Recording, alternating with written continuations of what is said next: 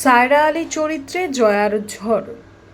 দুই বাংলার জনপ্রিয় অভিনেত্রী জয়া আহসান অভিনয় সৌন্দর্য কিংবা ফ্যাশন সেন্স নিয়ে যে তিনি অনন্য তার তুলনা তিনি নিজেই। এটি বারবার প্রমাণ করেছেন অভিনেত্রী। গত ঈদে মুক্তি পাওয়া রায়হান রাফি পরিচালিত তাণ্ডব সিনেমায় অভিনয় করে নতুন করে আলোচনায় এসেছেন জয়া আহসান। শুধু বাংলাদেশেই নয়, কলকাতার বাংলাতেও সমান জনপ্রিয় অভিনেত্রী। বর্তমানে সেখানে মুক্তির অপেক্ষায় রয়েছে তার নতুন সিনেমা ডিয়ার মা। এই সিনেমাটি পরিচালনা করেছেন জনপ্রিয় পরিচালক অনিরুদ্ধ রায় চৌধুরী।